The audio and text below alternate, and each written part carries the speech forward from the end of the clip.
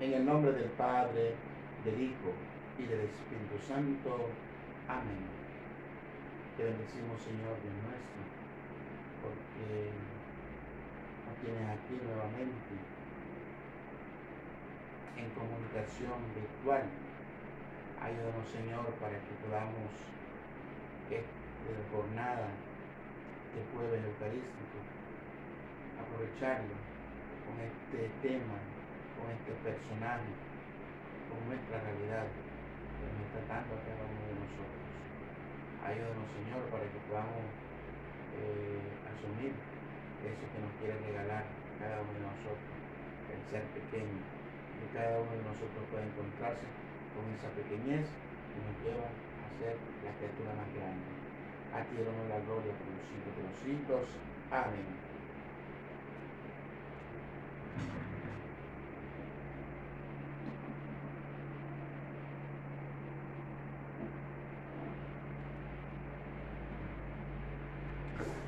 Muy bien, queridos hermanos, otra vez gracias a ustedes, bienvenidos a este momento, a este encuentro. Y qué decirles, si acaso van quedando cosas, van quedando lagunas, sé que van quedando, no son lagunas los que quedan, son océanos, grandes lagos los que quedan con respecto a los temas que estamos haciendo.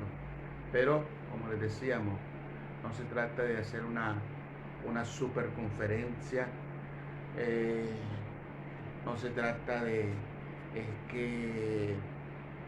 es decir, hagamos un curso, no se trata de dirección espiritual, no, se trata de que vivamos un momento en el que podemos entrar en conversación, aunque sea, decíamos, un monólogo, pero sí, porque la intención de nosotros era esa al inicio. Recuerden, cuando nos pusieron en cuarentena, estábamos los dos sacerdotes, entonces decíamos, ¿qué hacemos? Pues pongámonos a platicar aquí y que la gente nos vea platicando, para que se den cuenta cómo estamos, que si nos evitamos que nos llamen y nos llamen y nos llamen. Sin embargo, esa conversación se convirtió, pues, después de la cuarentena. Padre Juan Carlos tiene que ir al hospital, tiene que salir, tiene que dar la vuelta, tiene que hacer otras gestiones, y entonces para mantener el horario, para mantener, pues me ha tocado a mí estar al frente de este momento en el que, como decimos ahí, lo ofrecemos los dos.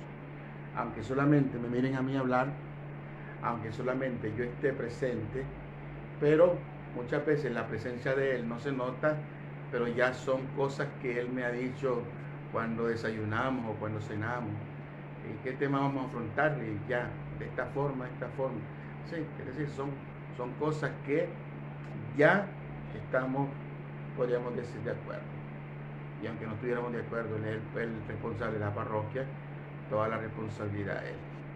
Ojalá no me salga, no me aparezca alguna palabra maldicha o algo malo, alguna expresión que a alguno no le encante, no le mola. Bueno, no importa. ¿Qué les digo? Hoy el tema es el pequeño. El pequeño. Quería ponerlo el lunes para hablar del pequeño tomando la figura de Juan. Pero al final decía, pero si tenemos Pablo, que Pablo quiere decir pequeño, ¿por qué no hablar cuando hablemos de Pablo, de el pequeño? En realidad el pequeño, en español, Pablo. Todos los que se llaman Pablo, todas las que se llaman Paula, los Pablos, las Paulinas, los Paulinos, son pequeños de nombre. Pequeños de nombre. En realidad el Señor no quiere que seamos pequeños de nombre. El Señor no quiere que seamos santos de nombre. El Señor no quiere que seamos alegres por el nombre.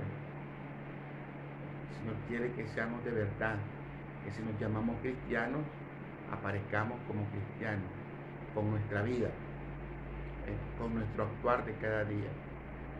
Ay, qué difícil, ¿verdad? Sí, es difícil. Es difícil si no actúa el Espíritu Santo. Pero gracias a Dios está el Espíritu Santo actuando dentro de la iglesia y es el Espíritu Santo el que lleva adelante todo esto. Porque si el Espíritu Santo no estuviera, vamos a hablar nosotros, sacerdotes, llevar adelante el ministerio. ¿Qué tiempo no seríamos sacerdotes? ¿Qué tiempo se habría, como decía aquella anécdota, cuando Napoleón quiso invadir el Vaticano? Ahora voy a destruir la iglesia, voy a destruir la iglesia. Y sale un cardenal, el más viejito, todo cayéndose, solo un soplido y caía muerto. Y le dice, ¿a qué? ¿Qué? ¿Vas a destruir la iglesia? ¿A destruir la iglesia? No hemos podido nosotros desde dentro, dice, y vas a venir vos desde fuera a destruir la iglesia. Bueno, el cardenal sabía lo que estaba diciendo. Un cardenal decía, desde dentro no hemos podido destruirla nosotros a la iglesia. Y vas a poder venir vos desde fuera. Y este animarlos a ustedes, a los que me están escuchando, que todavía no se quieren acercar a la iglesia. La iglesia no va a ser destruida ni desde fuera por aquellos enemigos de la iglesia, ni desde dentro por aquellos que parecemos amigos de la iglesia. Parecemos amigos de la iglesia, pero ahí estamos solamente como uno de los apóstoles, Judas. Esperamos que nos dé tiempo de hablar de Judas. A lo mejor no, porque si no, mucha gente va a comenzar a señalar a otro. Sí, el Judas. Pero sí, es una figura también muy importante, Judas. Hoy la figura que tenemos delante es Pablo. Les decía, muchas veces con los temas lo que agarramos es una figura. Así como cuando agarramos, qué decirle, risa, agarramos Isaac, cuando agarramos el otro, agarramos a Abraham, cuando agarramos agua, agarramos a Moisés, etcétera, la amistad, agarramos a Ruth.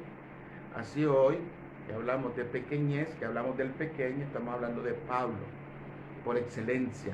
¿Por qué? Porque eso significa el nombre. Pero no quiere decir que no pongamos a pequeños que nos acompañen, pequeños como la Virgen María.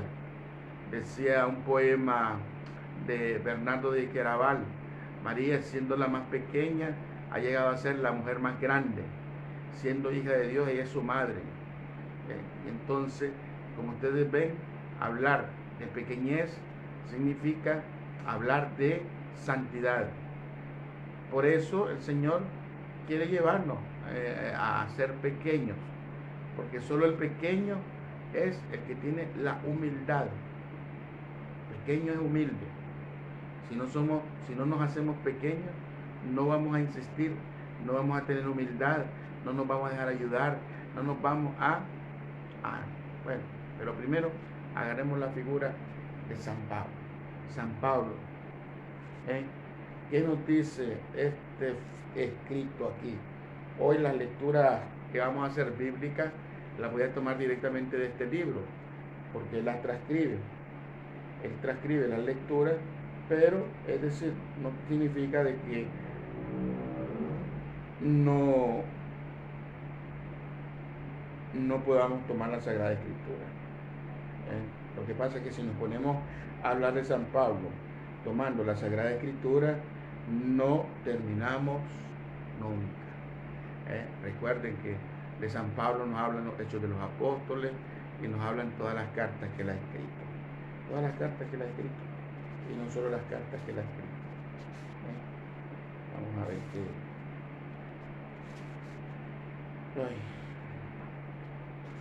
qué sacamos hoy de este gran apóstol.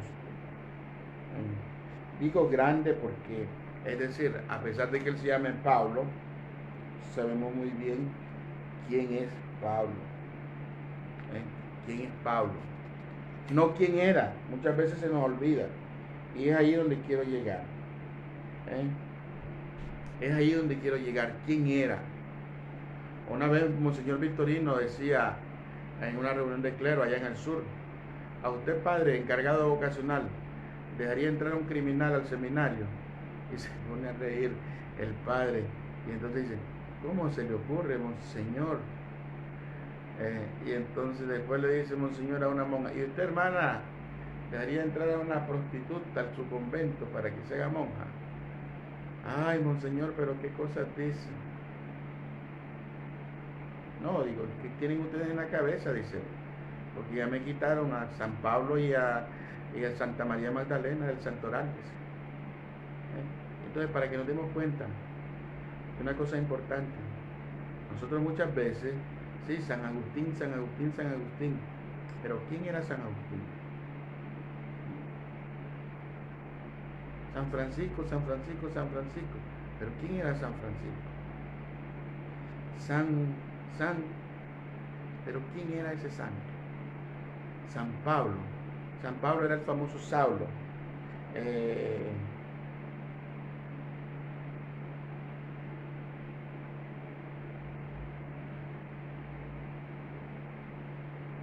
Aquí dice un fariseo. Pablo era un fariseo. Un fariseo que sabía de Jesús. En la segunda carta a los Corintios, Pablo afirma lo siguiente: un tiempo conocimos a Cristo a lo humano. La aseveración es interesante porque muestra sin ambajes que Pablo llegó a pensar sobre Cristo en términos que con el tiempo acabaron avergonzándole. No es posible que se refiera a otra cosa que no fuera al conocimiento que tuvo del mensaje de Cristo antes de su conversión.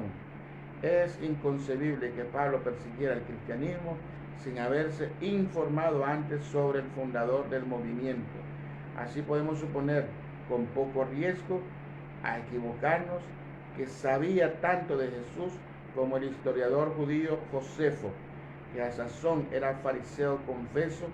Este predicaba que Jesús era un maestro a quien se le atribuían maravillas, que había sido crucificado por los romanos según la orden de Poncio Pilato, habiendo sido declarado culpable de cargos presentados por el pueblo judío, y por último, que un creciente número de seguidores creía que se trataba del Mesías. No es probable que Pablo se contentara con tan poca información. Su antipatía hacia la comunidad cristiana, hacia la cristiandad, especialmente cuando los intereses de esta chocaban frontalmente contra los intereses del fariseísmo, a buen seguro lo llevó a informarse mejor. Dada la dedicación que tenían los fariseos a transformar a los judíos a través de la ley, tanto oral como escrita, es muy probable que aquellos que se preocuparan notablemente porque Cristo tuviera discípulos o los transmitía sus enseñanzas, el éxito de esos maestros amenazaba el monopolio de la ley que aspiraban a tener los fariseos. Los fariseos interrogaron a varios seguidores, entusiastas de Cristo, e incluso llegaron a infiltrarse en las filas cristianas. De este modo descubrieron que Jesús restaba importancia al valor de la ley de Moisés. Incluso el más simple de sus seguidores reconocería las implicaciones que traen consigo expresiones como: sabéis que los antiguos se dijo, pero yo os digo. Sobre todo si se daba a entender que Jesús representaba la piedra de toque de la salvación. Entonces, esto para que lo tengamos claro, San Pablo conocía a Jesús. San Pablo no fue discípulo, no anduvo detrás de Jesús, no vio los milagros, no andaba como los 12 apóstoles. Hay algunos que, porque lo ven en los cuadros de la Santa Cena, de la Ascensión, creen que San Pablo estuvo ahí. No, San Pablo no estuvo ahí el día de la Ascensión, no estaba. Pero la tradición cristiana atribuye que también él recibió el Espíritu Santo el día de Pentecostés. Bueno, independientemente de la tradición cristiana y lo que tengamos histórico, una cosa sí sabemos, y nos la acaba de decir este escritor, historiador, de que Saulo, como buen soldado, como buen fariseo, sí que conocía a Jesús, porque su responsabilidad como oficial romano hacía que no se quedara contento con 2 líneas que había escrito el tal Josefo. No, tenía que hacer averiguaciones de verdad, ¿Por qué? ¿Por qué estos seguidores son tan fieles? ¿Por qué estos seguidores son así como son? Están contentos. Y si los matan, no se resisten, porque eso es lo más fuerte que Saulo llegará a tocar, la muerte de Esteban, el primer protomártir, Esteban protomártir, el primer mártir de la era cristiana, Esteban. Y entonces, Esteban, ¿qué dice cuando muere? Saulo va a pagar por esta muerte. No. Esteban muere y se pone a rezar. Esteban muere y se abre el cielo. Entonces, ¿qué? Algunos dicen, puede que sea cierto, que esto ha sido el inicio de la conversión de Saulo. Porque el Esteban dice, Señor, no tengas en cuenta este pecado. Yo muero, yo doy la sangre por estos que me están matando.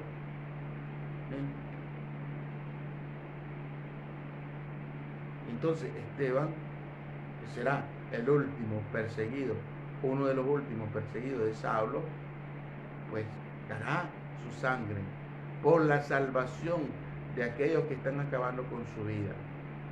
Fíjense qué interesante eso, porque es decir, mientras uno muere, está muriendo Esteban, otros están recibiendo vida. Saulo no es que esté mal, fíjense, es decir, hay algunos que creen que porque uno es feíto, chintano, chirizo, y entonces no encontró novia, entonces se metió al seminario y se hizo cura. O la pobre muchacha que es trompudita, ojona, de toda la cara feíta, que parece monstruo. Entonces la pobre dice, no encontró novio, se fue al monasterio. Pues no se confundan. No se confundan. Saulo es un oficial fariseo judío, es un fariseo de alta alcurnia, estudió en la escuela de Gamaliel, la mejor escuela, hoy día diríamos, fue a Harvard, y estudió, ¿qué se puede estudiar en Harvard? Medicina, o si no fue a estudiar teología a la Gregoriana de Roma, donde está la mejor universidad de teología de los jesuitas. Es decir, de Saulo tenemos excelentes credenciales para decir, ese hombre estaba bien, ese hombre, ¿qué necesidad tenía de ser cristiano? ¿Qué necesidad tiene de ser cristiano? Pues él no tiene necesidad de ser cristiano,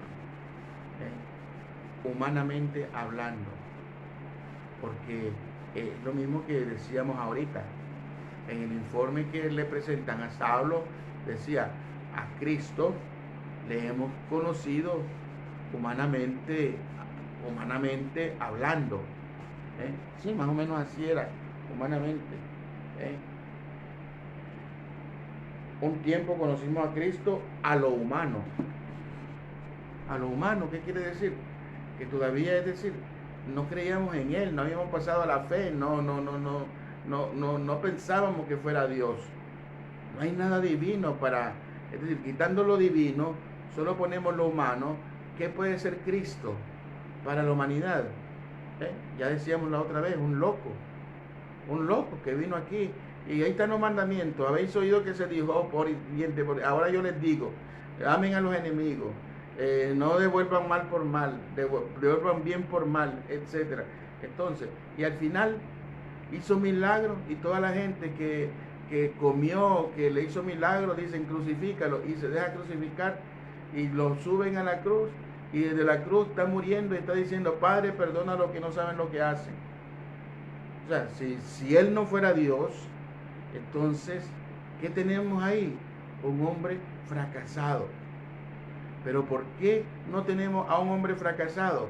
¿Por qué, a pesar de que nosotros seguimos el fracaso de Cristo, podemos hablar de victoria? porque lo que seguimos no es solo lo humano, sino que también lo divino. Entonces, divino, Él es Dios, Hijo de Dios y verdadero hombre, lo decimos en el credo.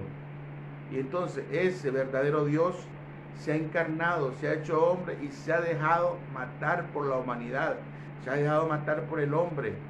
¿Para qué? Para que nosotros los hombres tuviéramos vida, para que en nosotros hubiera esperanza. Pero ¿cómo Saulo, que no estuvo ahí, va a dar testimonio de todo eso? Pues Saulo va a dar testimonio de todo eso porque él lo va a encarnar. Él se encuentra en este momento en el culmen de su carrera. Faltaba poco para que fuera general, podía ser general.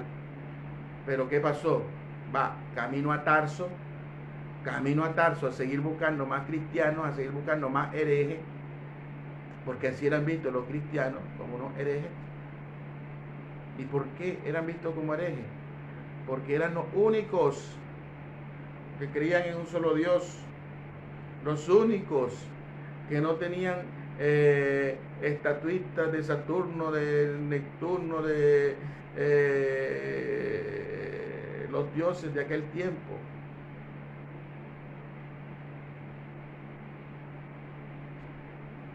Entonces, para acabar con ellos, ahí tenemos el ejército romano, bien preparado, muy bien preparado, porque los romanos eran lo máximo. Más que fuerzas de SWAT y esto de Estados Unidos, eso no le llegaba ni al ojo del pie al ejército romano. A los ejércitos romanos había que, ¿y qué? ¿Tú eres oficial del ejército romano? Ay, Dios mío, que esto es lo máximo. Hay que rendirle el sombrero. Y bueno, pero ¿qué pasa? De ese pedestal humano en el que se encuentra Saulo, de ese pedestal en el que él está, tendrá que caer. Hay una luz porque esa es la conversión. Cuando Saulo habla de su conversión, Saulo no va a hablar que a mí me anunciaron a Jesucristo y me convertí. A mí me anunciaron, no, yo venía persiguiendo a los cristianos y persiguiendo a los cristianos una luz hizo que cayera al suelo. Por eso muchos en la tradición lo pintan cayéndose de un caballo. Va al caballo y de repente, ¡pam!, el caballo relinche y te tira y cae al suelo. Así lo han pintado algunos. Dicen algunos que no hay caballos, que no sé qué. Pues para mí, si era un oficial romano, si andaba con un ejército, si era gente de alta alcurnia, para mí tendría que haber tenido caballo. Y había tendría que caer de un caballo también. Y entonces, para mí, a mí, ustedes crean en los estudiosos, que los estudiosos están divididos. Hay estudiosos que ponen a Saulo sin caballo, hay estudiosos que ponen a Saulo con caballo. Pero independientemente de que caballo o no caballo, los hechos narran que cayó. Y él cuenta que una luz hizo que cayera al suelo y quedara ciego por 3 días. 3 días. ¿Qué te hace recordar eso? 3 días. Hay unas mujeres que lloran. Señor, si hubiera estado aquí, mi hermano no habría muerto. Ya te dije que creas en la resurrección, Marta. Llega María, Señor, si hubiera estado aquí, mi hermano no habría muerto. Les he dicho que crean que en la resurrección.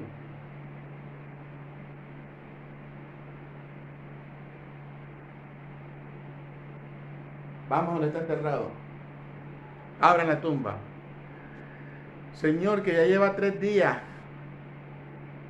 3 días muerto Lázaro. Lo decíamos, Lázaro es una de las primeras figuras que nos va a poner Jesús delante para hablarnos de su resurrección.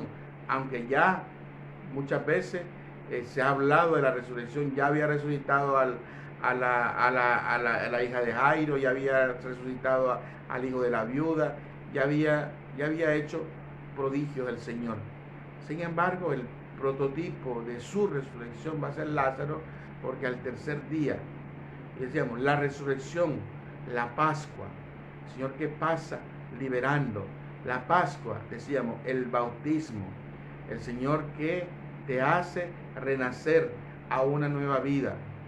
Entonces Saulo va a pasar 3 días ciego, 3 días ciego antes de recobrar la vista. Esa es su conversión. 3 días en la tiniebla, 3 días en la tumba, 3 días muerto. No es que no podía comer, no es que no podía beber, no, es decir, hagan la experiencia ustedes. Enciérrense en la casa, tápense la cara, a ver cuánto aguantan. ¿Cuánto aguantan sin estar viendo? Como que estuvieran ciegos. A los 2 minutos ya te está dando picazón en la cara, en los pies, en todas partes. Porque no aguantamos. Es decir, hacer la experiencia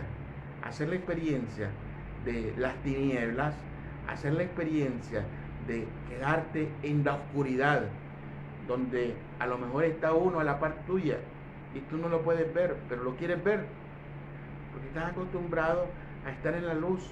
No, es que a mí no me interesa, porque yo estoy acostumbrado a vivir en lo oscuro, yo vivo en lo oscuro. Está bien, haz la experiencia de la ceguera, haz la experiencia de estar ciego. 3 días, Saulo, 3 días para Saulo. Ya decíamos, ¿por qué el bautismo? ¿Por qué el agua? ¿Por qué la inmersión?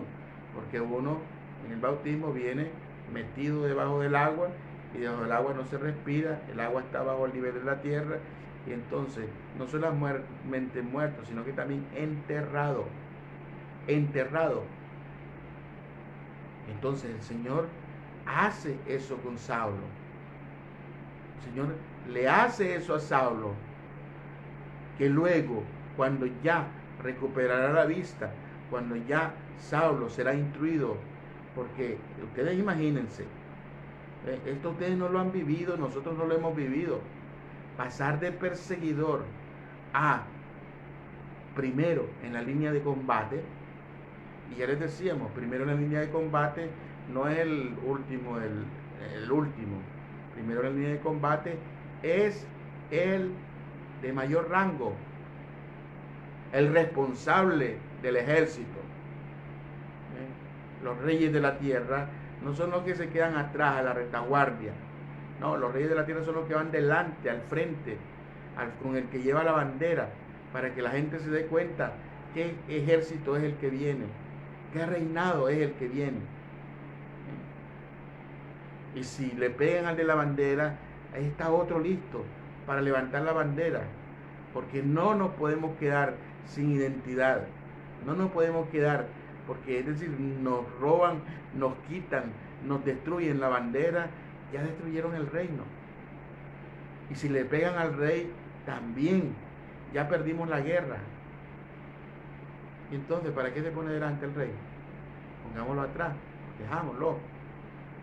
Claro, el rey está delante, pero no crean que el rey está desprotegido. No crean que el rey no sabe de guerra, no sabe de combate.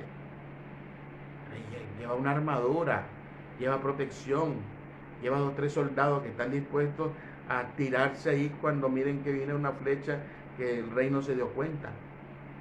Pues claro que lleva guardaespaldas, porque es el rey. Y entonces, pero eso es hablando de guerra, ya ayer hablamos de combate, pero hoy estamos hablando de un soldado que deja las filas de su ejército para meterse en unos perseguidos.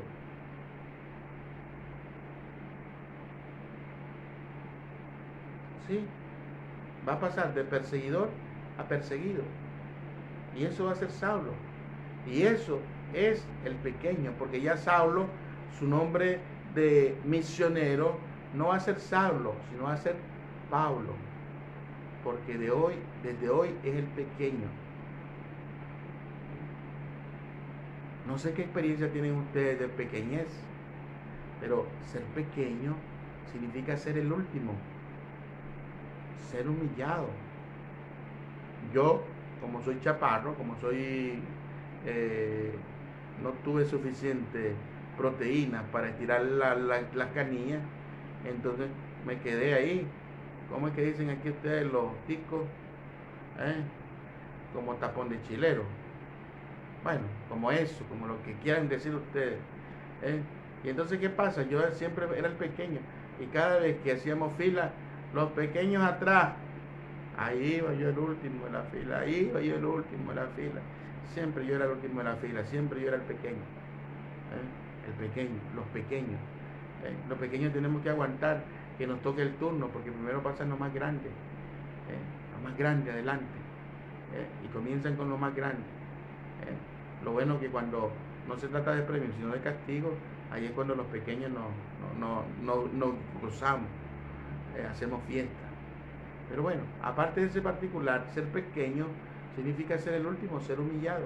Y entonces Saulo pasará a ser Pablo, a ser el pequeño, y dejará de ser aquel que ordena. Sí, yo mando allá y hacen eso, mando allá, hacen esto otro, maten, destruyan. Y ahora a ponerse a los pies de los apóstoles, a trabajar con los apóstoles. ¿Y a trabajar de qué forma? ¿Y a trabajar de qué forma? Pues a trabajar en comunión con ellos, anunciando la buena nueva. Que imagínense, el primer conflicto que van a tener, Pablo no lo quiere resolver solo. Pablo se dirige a Jerusalén y consulta con los apóstoles. Consulta con no con los 12, porque recuerden que ya Esteban murió, ya Judas murió, pero ya pusieron a los sustitutos, pusieron a Matías, pusieron a otros. Siempre están los 12. Y entonces consulta con los 12, que los 12 no está metido Pablo. Aunque muchos, decime un nombre de los 12 apóstoles: San Pablo, San Pedro. Pues no, San Pedro sí, pero San Pablo no. Aunque muchos lo pongan en la estatua de los 12 apóstoles, aunque muchos lo metan entre los de Pentecostés, aunque la tradición, por su gran importancia, por su grandeza como apóstol, ya vamos a llegar a donde, cómo es que lo hace grande el Señor. Pero primero, Él tiene que bajar la cabeza, tiene que, como Cristo, descender, porque más grande que Dios no puede existir. Sin embargo, Dios, que era el más grande, se ha hecho pequeño por nosotros, y se hizo tan pequeño, que fue engendrado en el vientre de una chiquilla de Nazaret, la Virgen María. Imagínense qué tan pequeñito se hizo. Ustedes logran ver una célula, un óvulo, así a simple vista, que lo podamos ver aquí. Pues no, hay que agarrar un microscopio para verlo. Pues así de pequeño se hizo el Señor. Se hizo pequeño, que comenzó a someterse a la naturaleza humana. Y a la naturaleza humana a tal punto que la primera cosa a la que Él se somete es a el nacer de mujer. Tener que nacer de un vientre de una mujer. Tener que comenzar a crecer en el vientre de una mujer. ¿Sí? Entonces el Señor se hace pequeño. Y se ha hecho, es decir, a Saulo lo hemos hecho pequeño. Lo hizo pequeño una luz que bajó del cielo. Lo hizo pequeño una luz, porque si preguntáramos a Saulo, le diríamos: Saulo, que, viera, yo ya tenía, es decir, si yo tenía todas mis credenciales en orden, yo estaba triunfando, me faltaba poco para acabar con los cristianos, pero una luz del cielo me bajó, me botó y me dice: Saulo, ¿por qué me persigue? Saulo, ¿por qué me persigue? ¿Cómo que Saulo, por qué me persigue? ¿Acaso yo te estoy siguiendo a ti? Estoy persiguiendo a estos que dicen que su jefe murió, que no sé qué. Saulo. Y entonces esa voz Es la misma voz que necesitamos muchos de nosotros todos los días. Dice el catecismo de la Iglesia Católica que el cristiano no es aquel que se convirtió, que el cristiano es aquel que se convierte diario. Y diario yo necesito una voz cuando estoy pecando, cuando estoy... y entonces, sí, la señora esa que... y la voz que me diga, José, ¿por qué me persigues? Estás hablando de una cristiana. Sí, aquella que se viste así, que parece prostituta. José, ¿por qué me persigues? Estás hablando de una cristiana. Ay, sí, pero es que, bueno, aquel señor que parece, todo se roba. José, ¿por qué me persigues? Estamos hablando de un cristiano. Ay, ya que eso no hay pecadores en el mundo. Deja de ver la pelusa en el ojo de tu hermano y mira la viga que hay en el tuyo. Pues eso necesitamos, una luz fuerte para que llegue a nuestros ojos y nos haga ver esa viga que tenemos, para quitarla, porque mientras tengamos esa viga, claro, nuestra jornada va a ir mal el día, y va a ir mal el día, ¿por qué? Porque toda esa gente estúpida que está alrededor, sí, esa gente, el que le dice estúpido al hermano, ya lo mató, dice Jesucristo. ¿Y ahora qué? ¿Ahora qué? Solo dije estúpido y ya me convertí en criminal. Por eso es que estás mal. Porque desde que comenzó el día has matado a tu hermano. Desde que comenzó el día no estás bendiciendo al Señor. Estás maldiciendo la jornada. Porque tus dolores, es decir, no son una bendición del cielo para que no peques. No, tus dolores es una condenación por tus pecados. Pues no, el Señor no te condena ni nos manda nada. No nos paga como nosotros pagamos. El Señor no es que, bueno, y como anduviste ahí de borracho, ahora una goma, un dolor de cabeza. Pues no, el dolor de cabeza no es consecuencia de que el castigo del Señor, es fruto de tanto alcohol que bebiste.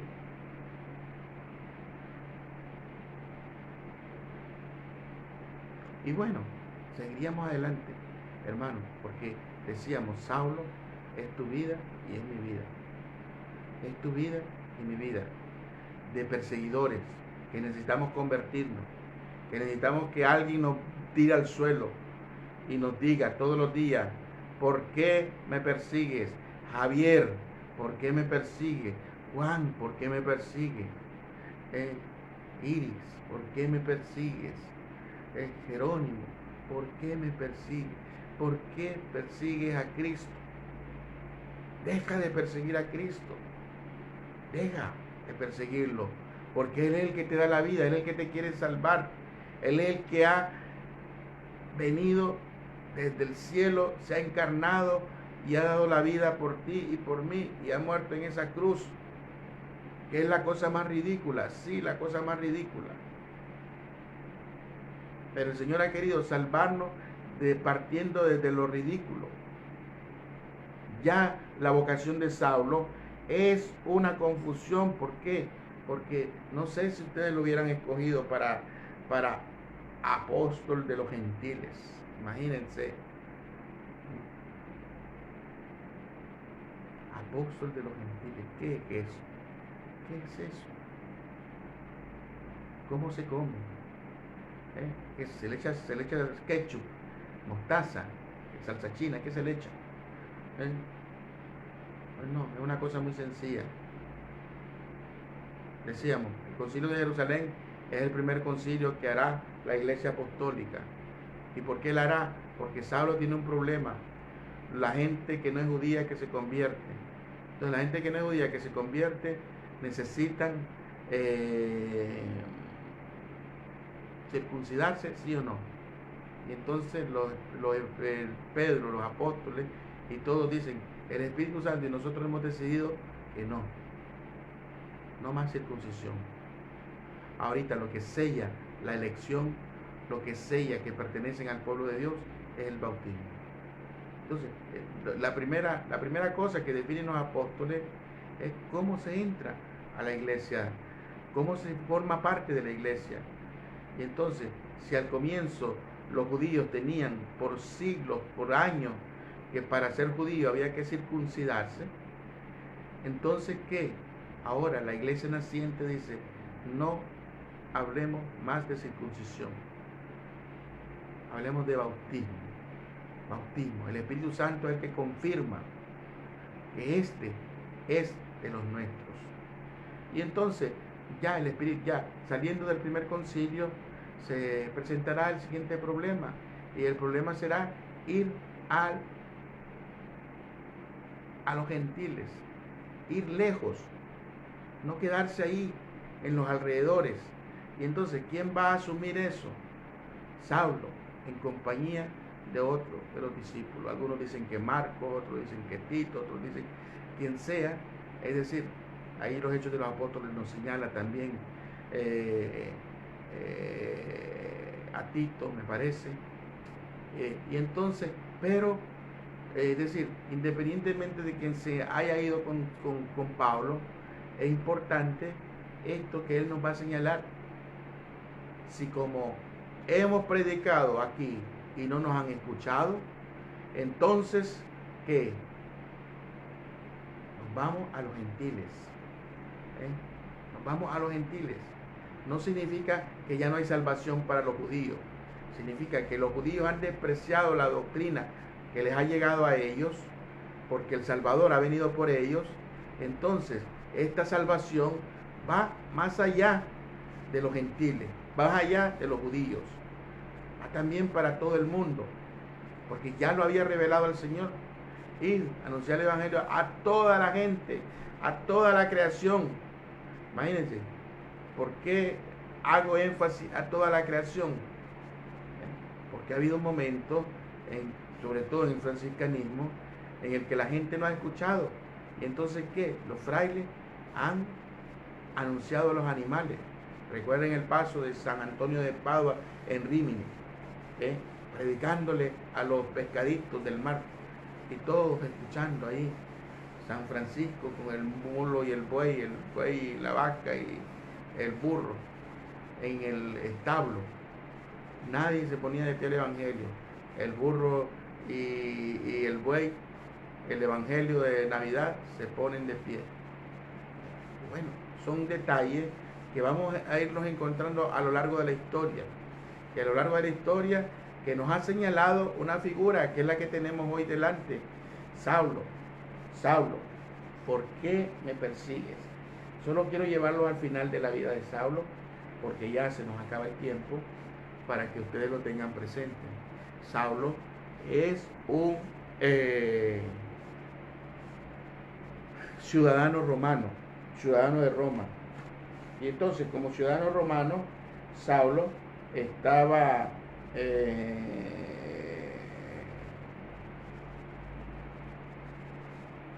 en ventaja con algunos de los cristianos. ¿Y por qué en ventaja con algunos de los cristianos? Porque a muchos cristianos los crucificaron. Ah, ustedes son seguidores, pues van a morir como su maestro, van a morir como él, van a morir como él, van a morir como él, van a morir como él, y muchos y todos han muerto como él. Saulo es ciudadano romano. Entonces, como ciudadano romano, en el año 67 después de Cristo, Pablo fue citado de nuevo por el magistrado, y esta vez habría una sentencia firme. El solo hecho de haber admitido ser cristiano era suficiente. Nerón había establecido el siniestro precedente de que los cristianos podían ser considerados culpables y de que su pena más apropiada para ellos era la pena capital, pena de muerte para los cristianos. Entonces Saulo, al declarar públicamente yo soy cristiano, ya él mismo se puso la soga al cuello. La soga no, porque era la cruz encima, porque morían de crucificados. Y dada la circunstancia, el destino de Pablo dependía del juicio que se formara el magistrado sobre él. Si el magistrado respetaba la ciudadanía romana de Pablo y aplicaba la ley de forma estricta, entonces dicho magistrado crearía un dilema para Pablo: no tener paralelismo posible en su sociedad, en nuestra sociedad. Hoy día en aquellos países donde hay pena capital, le resumo lo que les quiero leer. O sea, que había la pena capital, tú eras condenado a muerte. Entonces, desde que eras condenado a muerte, se te ponía el doble de guardias. 2 guardias. Es decir, habían 100 guardias, te ponían 200 guardias.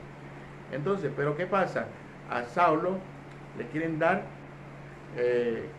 y están estudiando a ver si como ciudadano romano le van a dar esa oportunidad. ¿Cuál oportunidad? En cuanto venga sentenciado, hacer que se escape. Hacer que se escape. O sea, el autoexilio. No lo expresaban, ni le daban la oportunidad. Pena de muerte o exilio. ¿Qué querés? Exilio. Pues no. Entonces, pena de muerte. Entonces, el condenado acepta la pena de muerte, se quedó.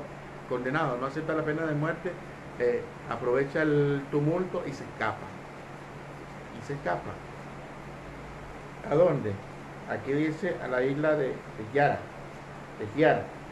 que es un peñón en forma piramidal con una base de 4x4, que es el equivalente romano a la isla del Diablo en Francia en el siglo XIX y a la isla de Alcatraz en Estados Unidos en el siglo XX. San Pablo tenía esta opción. ¿Y qué habría elegido? Dice en los Filipenses: para mí la vida es Cristo y la muerte es la ganancia, mas si continuar viviendo para mí es fruto de apostolado, no sé qué elegir, me siento apremiado por ambas partes. Por una, deseo la muerte para estar con Cristo, lo que es mejor para mí. Por otra, deseo continuar viviendo, lo que juzgo más necesario para vosotros. Estoy seguro de que me quedaré y permaneceré con vosotros para vuestro progreso, gozo y fe. Esto es lo que pensaba San Pablo, ya al final de sus vidas, ya al final de sus días.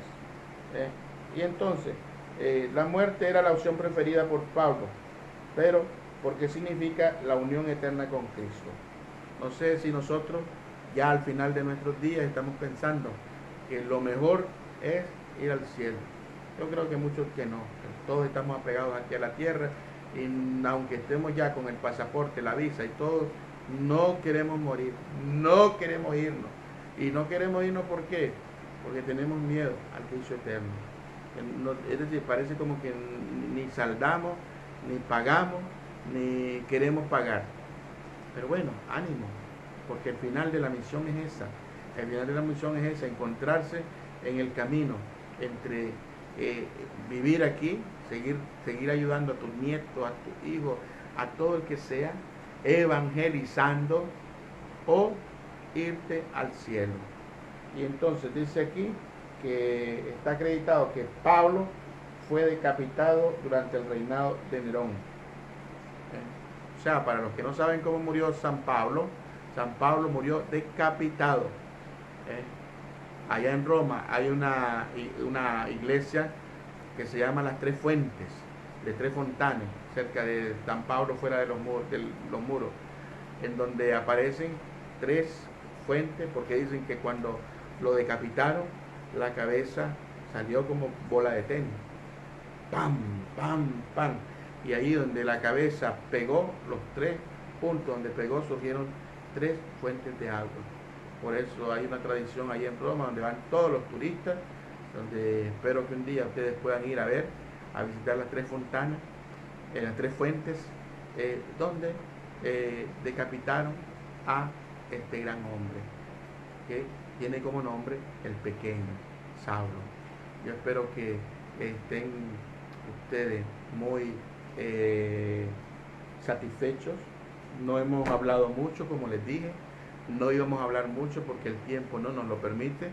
En solo 45 minutos tenemos que resumir una conferencia de un semestre, de clase para los que van a clase, o una preparación de muchas horas para los que ocupan como preparación. Pero bueno, lo importante es que hoy ustedes puedan encontrarse, que Dios elige a quien quiere y como quiere. Y dentro de esa elección, ¿acaso eres tú el que decide del carisma?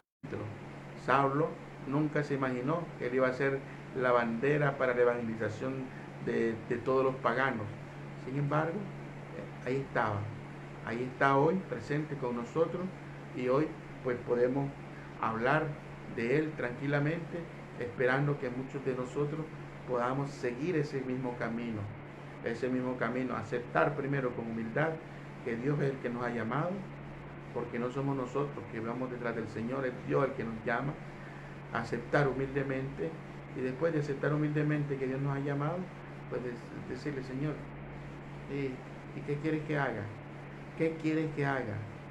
¿Qué quieres que haga? Como la Virgen María, aquí estoy para hacer tu voluntad.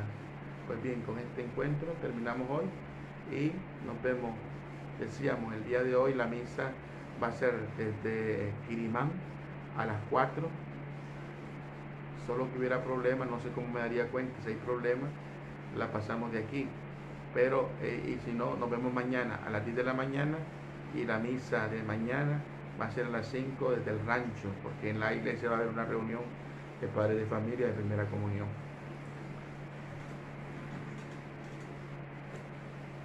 Padre nuestro que estás en el cielo, santificado sea tu nombre. Venga a nosotros tu reino, hágase tu voluntad en la tierra como en el cielo. Danos hoy nuestro pan de cada día. Perdona nuestras ofensas, como también nosotros perdonamos a los que nos ofenden. Y no nos dejes caer en tentación, líbranos del mal. Amén.